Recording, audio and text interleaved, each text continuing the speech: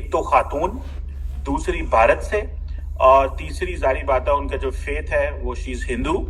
اور بہت سارے جو پاکستان سے جو مولوی حضرات ہیں، اسلامسٹ ہیں، وہ اس پہ بڑا کرٹیسائز کر رہے ہیں کہ سعودی عرب یہ کیوں کر رہا ہے، اور اس پہ کیوں جو ہے وہ ان کو الاؤ کیا گیا.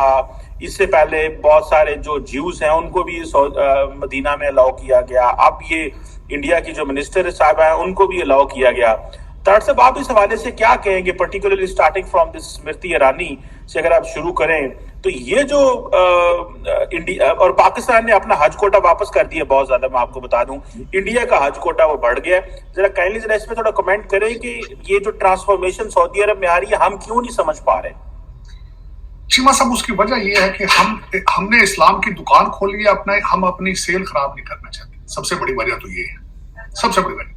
میں ان سے پوچھنا چاہتا ہوں کہ کس قرآن کی کس شک میں لکھا ہے کہ دوسرے مذہب کی خاتون جو ہے وہ مدینہ نہیں جا سکتی؟ کیا وجہ ہے؟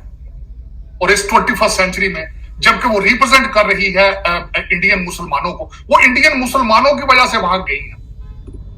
لیکن کیوں ہم نے اپنے اس مذہب کو اتنا بند کر دیا ہے، اتنا لمیٹڈ کر دیا ہے؟ میں نے آپ کے سیگمنٹ میں کئی دفعہ کہہ چکا ہوں کیا وجہ ہے کہ آج کا بچہ جو ہے، جس کو بلکہ ہمارے عمران خان اور دوسرے سیاستدان اور مولانا فضل الرحمان جیسے لوگ کہتے ہیں کہ خلفائے راشدین کے دور کا اسلام چاہیے. Is it possible؟ حالانکہ اسلام کے اندر کانسیپٹ میں بتانا چاہوں گا کہ میں نے اسلام کو بڑی ڈیٹیلز پڑھنے کی کوشش کی ہے، میں سارا تو نہیں پڑھ سکا، لیکن ایک کانسیپٹ دیا گیا تھا اجتماع اور اجتہاد کا، کہ اپنے مذہب کو وقت کے ساتھ، وقت کی ضرورتوں کے ساتھ اس کو کھولو، اس کو ایڈجسٹ کرو سرکمسٹانسز کے ساتھ. جس طرح میں چھوٹی سی مثال لیتا ہوں، 4 شادیوں کا کانسیپٹ تھا. جب مسلمان جنگوں میں جاتے تھے، غزوہ میں، اور مارے جاتے تھے اور عورتوں کی تعداد بڑھ رہی تھی، تو بجائے پراسٹیٹیوشن یا دوسری خرابیوں کی وجہ سے انہوں نے کہا تھا کہ 4 عورتوں کے ساتھ شادی کر لیجیے. جس طرح دوسری مثال ہے کہ رمضان کے اندر روزہ معاف ہے اگر آپ سفر میں ہو، کیونکہ اونٹوں کے اوپر ڈیزرٹ میں سفر کیا جاتا تھا. آج آپ صبح پاکستان سے بیٹھتے ہیں جہاز میں، شام کو امریکہ آ جاتے ہیں، وہ کون سا سفر ہے؟ لیکن آپ کیا کرتے ہیں؟ آپ نے اسلام کو کیا کیا ہے؟ پہلے تو 11 مہینے کی کمائی رمضان میں کرتے ہیں، پرائسیں بڑھا کے ذخیرہ اندوزی کر کے. پھر اس کے بعد آپ یہ کیا کرتے ہیں کہ آپ سارا دن دکان بند کر کے انڈین فلمیں دیکھتے ہیں، رات کو کھول کے کہتے ہیں یہ رمضان چل. لیکن ادھر آپ دیکھیں، ادھر کیا پرابلم ہے جی؟ خاتون چلی گئی ہیں، اسمرتی ایرانی چلی گئی ہیں، وہ انڈین گورنمنٹ کو ریپرزینٹ کرتی ہیں، جہاں کہ اس وقت میرے خیال میں دوسرے نمبر پہ بھارت کا نمبر آتا ہے پاپولیشن کا مسلمانوں کی وجہ سے.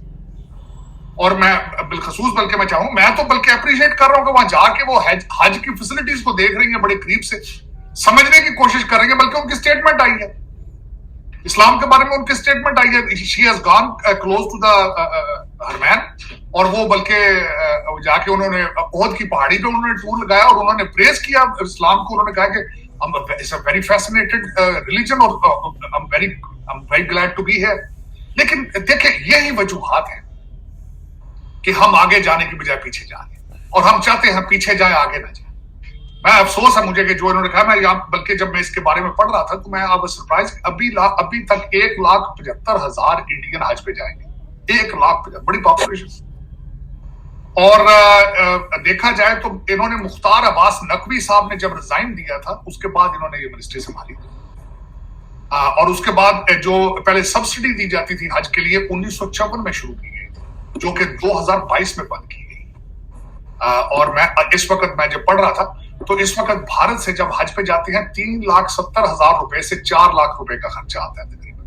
اور یہ اتنی پاپولر، اتنی لوگوں کا جانا، پھر ان کے منسٹر کا وہاں جا کے دیکھنا، میں سمجھتا ہوں this is a good management, this is part of the good governance.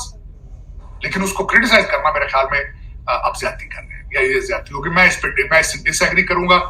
میں کہتا ہوں اندر بھی چلی جاتی مسجد کے تو کوئی نہیں دیتا. میں نے اس کے بارے میں پوچھا ہے، کئی علماء سے کئی جگہ پڑھنے کی کوشش کی ہے.